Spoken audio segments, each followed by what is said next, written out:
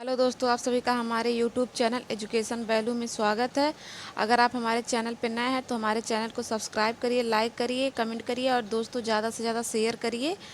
और हमने इसके पहले कार्बोहाइड्रेट और प्रोटीन 2 चैप्टर ख़त्म कर दिए हैं जो हमारे मुख्य सेविका के सिलेबस में है।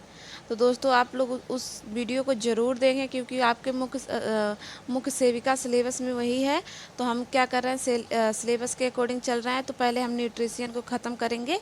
तो आज हमारा क्या चैप्टर है, तो हमारा आज चैप्टर है वसा लिपिड। तो फैट और लिपिड हम पढ़ेंगे दोस्तों।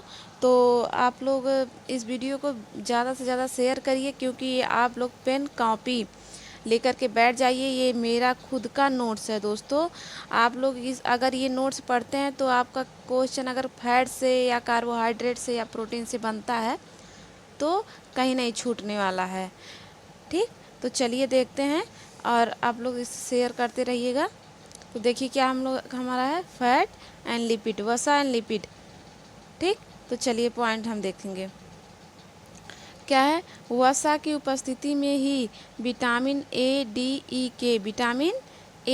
ई के फैट सेलुबल का अवशोषण होता है। ठीक, ऑक्सीजन की मात्रा कम होने से सांद्रता बढ़ जाती है। ऑक्सीजन की मात्रा कम होने से क्या बढ़ जाती है, तो सांद्रता बढ़ जाती है, जिससे वसा देर से पचता है। सांद्रता बढ़ने से क्या होता है, वसा देर से पचता है। वसा को शरीर के पोषक तत्व में महत्वपूर्ण योगदान दिया जाता है। यह शरीर के कोमल अंगों की सुरक्षा करता है। क्या करता है, तो शरीर, अगर ये क्वेश्चन यहाँ पर आपसे क्वेश्चन बन सकता है कि शरीर के कोमल अंगों की सुरक्षा कौन करता है, तो आप क्या बताएंगे, तो ये फैट करता है। ठीक, ऑप्शन के अकॉर्डिंग ही अब चलेंगे। तो चलिए देखते हैं आगे। साथ ही ग्लूकोज की कमी होने पर ऊर्जा देने का कार्य करता है। आपका ऊर्जा देने का और क्या कौन सा कार्य करता है, तो कार्बोहाइड्रेट भी ऊर्जा देने का कार्य करता है, प्रोटीन भी ऊर्जा देने का कार्य करता है दोस्तों। और ये वसा भी ऊर्जा देने का कार्य करता है।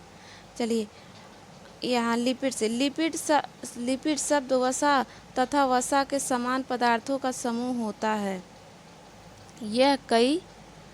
यह कई फैटी एसिड और ग्लिसरॉल से मिलकर बना होता है। यह कई फैटी एसिड और ग्लाइसरॉल से मिलकर बना होता है। नोट, जैसे कि यहाँ देखेंगे, सभी वसा लिपिड का ही रूप होते हैं। जो वसा होते हैं वो किसके रूप होते हैं, वो लिपिड के रूप होते हैं। परंतु इस लिपिड पर प्रक्रिया होने के बाद यह अपना रूप परिवर्तित कर देते हैं। क्या होता है, लिपिड पर प्रक्रिया होने के बाद क्या होता है, वो रूप में परिवर्तन हो जाता है।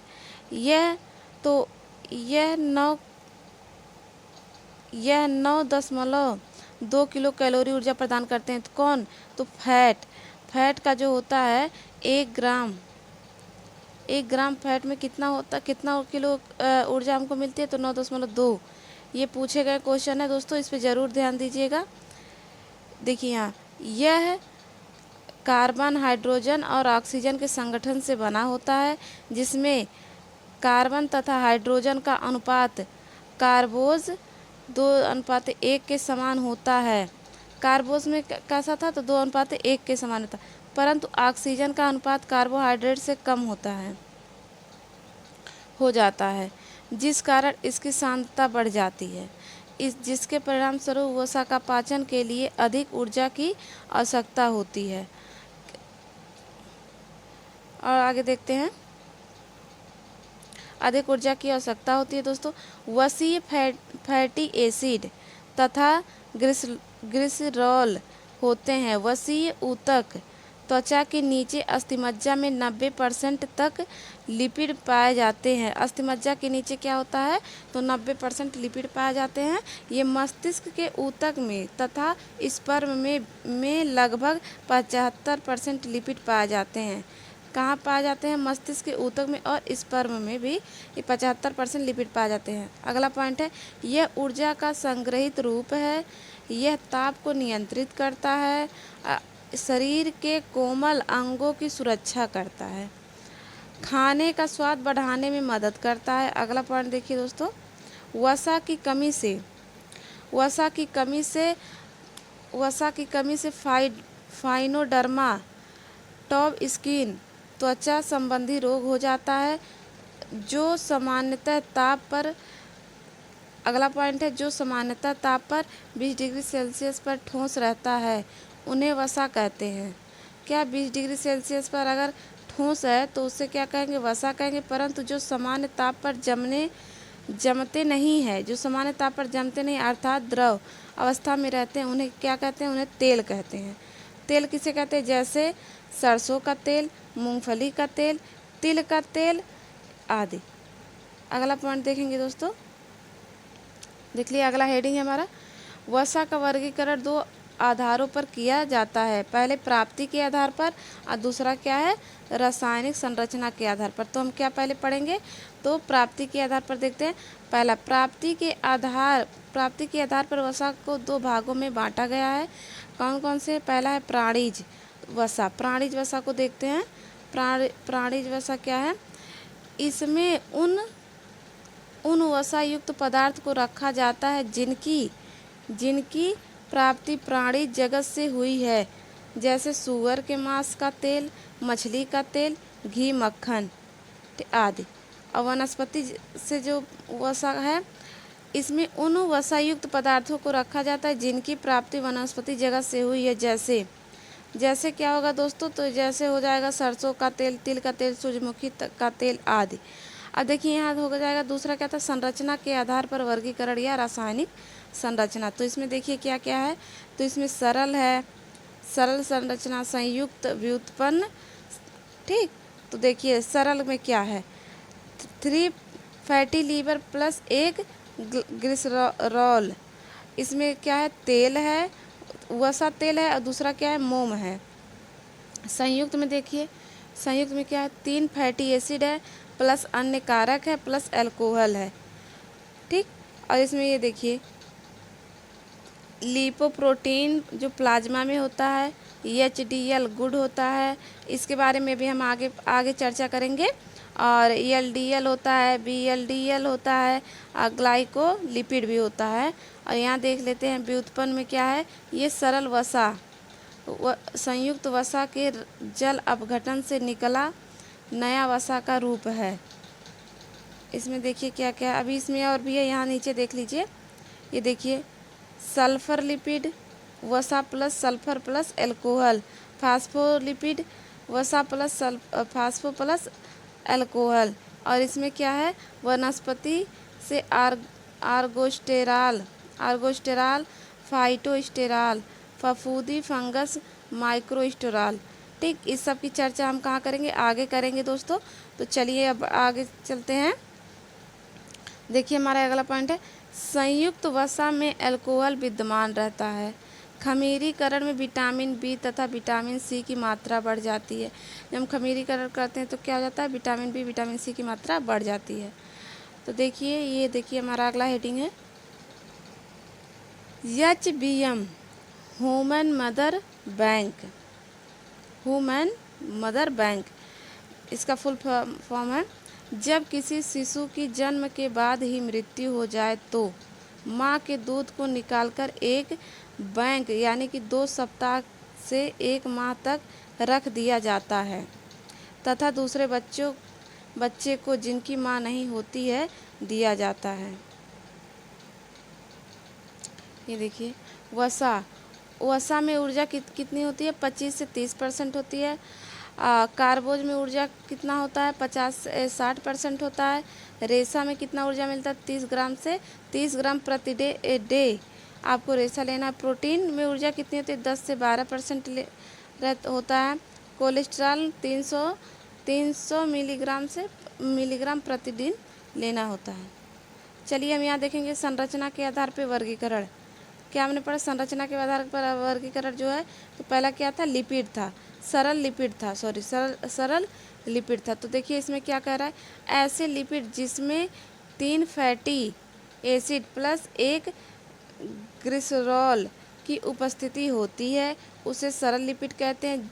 जिन 3 वसीय अम्ल की बात की जाती है जिसमें 3 वसी अम्ल की बात की जाती है। चलिए देखते हैं कौन कौन सी है। उनमें सामान्यतः पाल्मिटिक, स्टेरिक, ऑयलिक वसी अम्ल होते हैं, जिनमें सॉरी एक मिनट रुकिए दोस्तों, वसी अम्ल होते हैं। क्या होते हैं? वसी अम्ल होते हैं। इसे ही क्या कहते हैं दोस्तों? इसे इसे ट्राइग्लिसराइड भी कहते हैं। इसके अंतर्गत 2 संरचनाएं आती हैं। कौन कौन सी आती हैं ये देख लेते हैं। ए ए आता है। ए तेल एवं वसा, ये ग्लिसरॉल तथा फैटी एसिड के मिलने से बनते हैं। यदि यह 20 डिग्री ताप पर पिघली अवस्था में है तो तेल बनता है, जैसे सरसों का तेल, मूंगफली का तेल, सूरजमुखी का तेल आदि। इसके विपरीत यदि 20 डिग्री सेल्सियस ताप पर कोई जमी अवस्था में है तो उसे वसा कहते हैं। क्या कहते हैं? अगर पूछ ले तेल एवं वसा किसकी संरचना है, तो आप क्या बताएंगे? सरल लिपिड की। ठीक है दोस्तों, चलिए आगे बढ़ते हैं। हमारा दूसरा क्या था? मोम था। ये खाने योग्य पदार्थ नहीं होता है, आप सभी को पता है।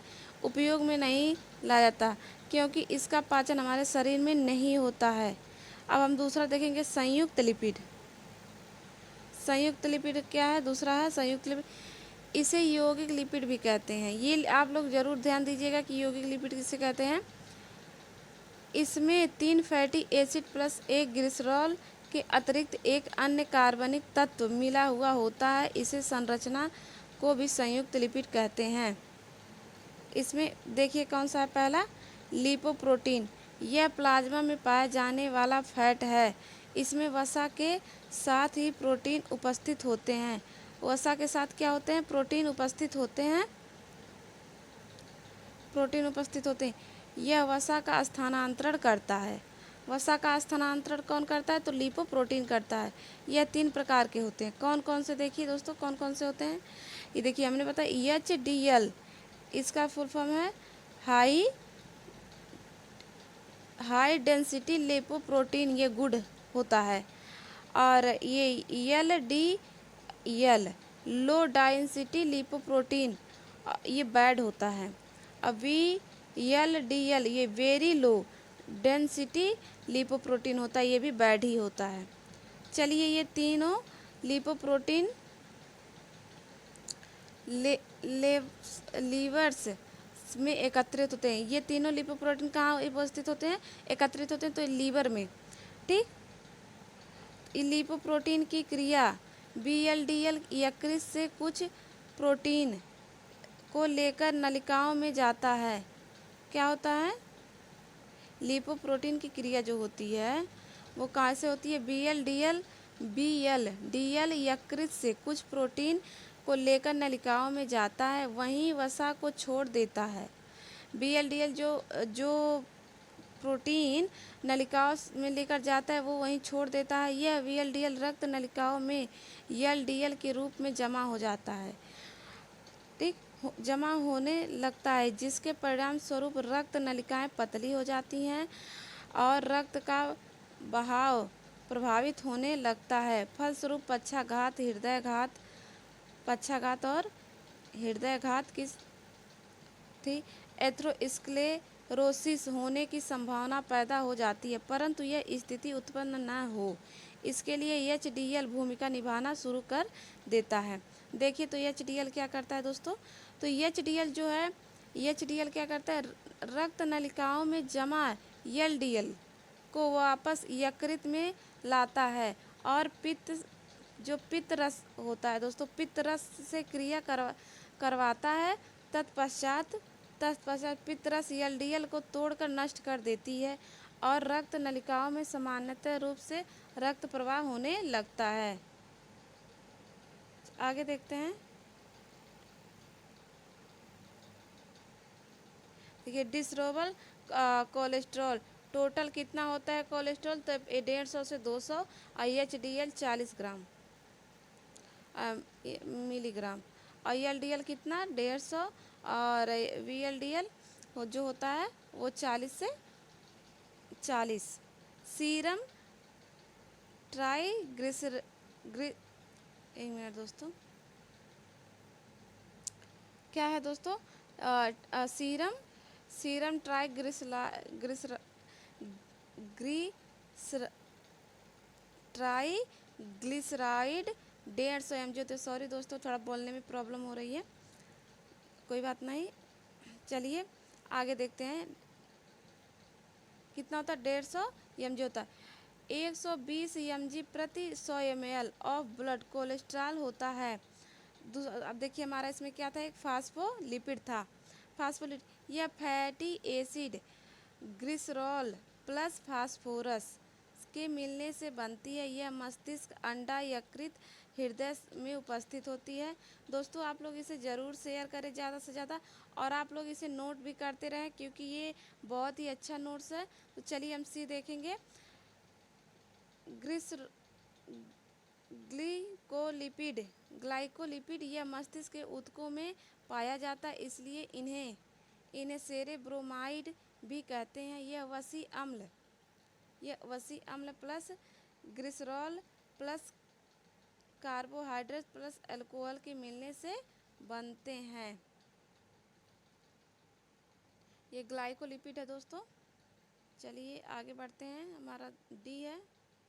डी देखिए, सल्फर सल्फर लिपिड यह भी मस्तिष्क में पाया जाता है।